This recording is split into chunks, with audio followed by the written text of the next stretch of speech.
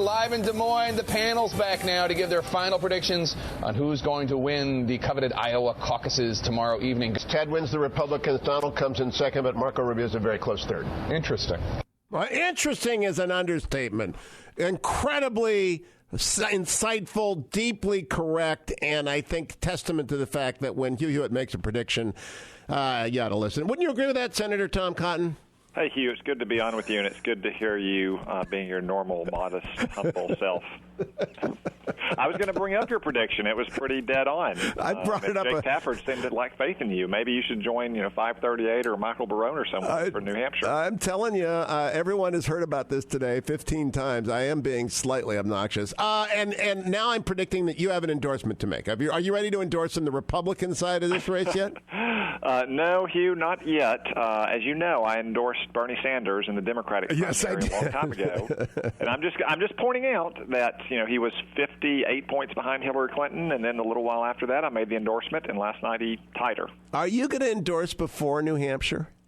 I have no plans to endorse right now, Hugh, before New Hampshire or after. Not to say I wouldn't, but have no plans right now. Okay. Were you surprised by your colleague Tim Scott endorsing Marco Rubio?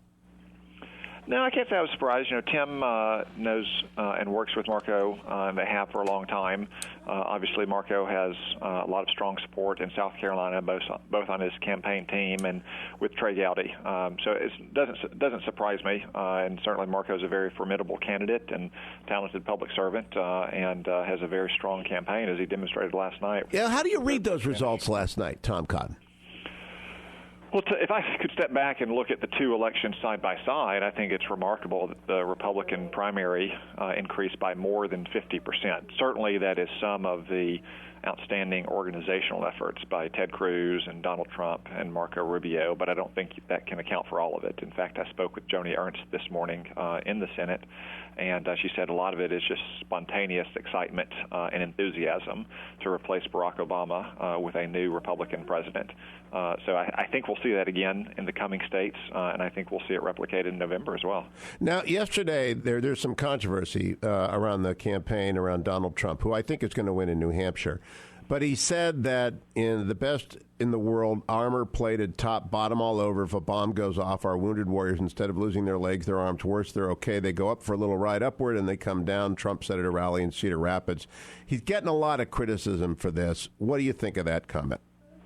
I think the point he's trying to get at there, Hugh, is that for too long in the last decade, our troops were not riding in those kind of vehicles. They weren't riding in MRAPs, mine-resisted, ambush-protected vehicles that could stop virtually any kind of roadside bomb. And that while, yes, you might be injured with a concussion or a fractured arm or something, it's better than an Iranian bomb being able to pierce your Humvee, which was a case that we faced when I was in Iraq in 2006 before those new vehicles had been brought online. And part of Donald Trump's core pitch to the voters is that he is a successful businessman who can competently administer the government.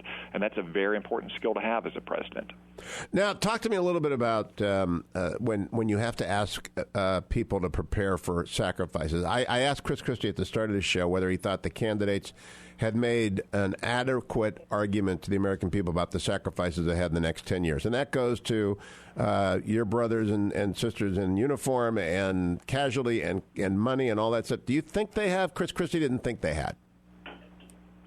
I think the American people are ready to sacrifice, and I think we saw that over the course of the last decade of war. I certainly always thought the American people were sacrificing to support me and my comrades in arms. We're very thankful for their generosity and their support through their tax dollars. We're a big and very fortunate country to have as much security in terms of the standoff from our adversaries that we do. And we don't have to have universal public service. We don't have to have a draft the way a country like Israel does, and that's a good thing. And I think most of our generals and admirals would say that as well. And then in terms of sacrificing in the future ahead, you have to appeal to the purposes of the sacrifice, to making this country secure and safe, and making ensure that the world is safe for American democracy. The American people have shown time and time again in many different settings that they are willing to support and sacrifice for that effort. But have the candidates been adequately expressive about just how many troops have to go where and for how long in order to get us out of what Senator Jim Talent, I'm sure, will call an accumulation of risk when I talk to him later in the hour? Well, Hugh, from what I've listened to, and I think you're up to what now, 147 or 148 interviews? 149 as of this morning with Chris Christie. Yep. So several of them have been exact in different settings around the world.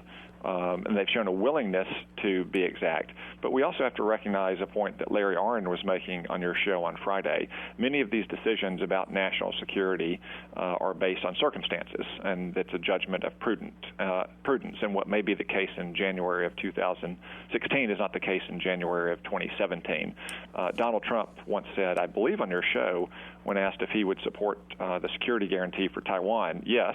And he was asked exactly how, and he said he wouldn't comment on how, because it's not a smart thing to do, to tell our adversaries exactly what we'll do.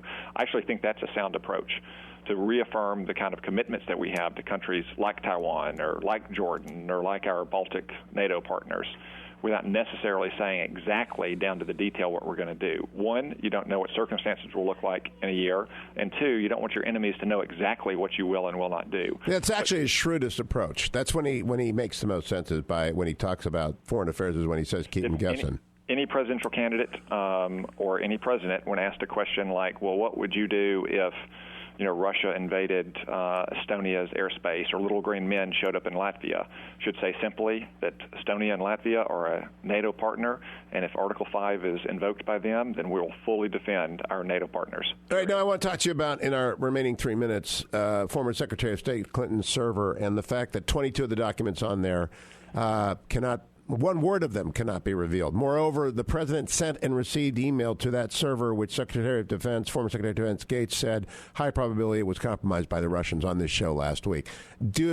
What's your reaction, first of all, to that many documents on that server? Well, it's astonishing to me, Hugh, the negligence and carelessness with which Secretary Clinton and her senior advisors handled some of the government's most sensitive secrets. I mean, she set up a homebrew server, in my opinion, apparently to avoid both archiving requirements at the State Department as well as any kind of nefarious activities that the Clinton Foundation might be engaged in with the State Department imprimatur. Doing that, she had to know that classified information would be compromised. If you're the Secretary of State and you're going to use email, then of course classified information will be coming across that email. That's why they have a classified system in the State Department. And the fact that she willfully set up a unsecure homebrew server to conduct official business shows a level of negligence and carelessness that I think disqualifies her from being president. Less than a minute. I'm also worried now that I learned that President Obama was emailing with her on that server, because good cyber spooks can attach stuff to outgoing compromised servers. Has that occurred to anyone? Well, Hugh, you mentioned Secretary Gates last week. I believe it was on your show last spring on his book tour that Michael Morrell, the former deputy director of the CIA, under Barack Obama, said that there's no doubt that Russians and Chinese and maybe other nation states were able to compromise that server. Yep. And if we assume that's a given and President Obama's email was on that server, I think it raises serious questions about the security of the information on both systems.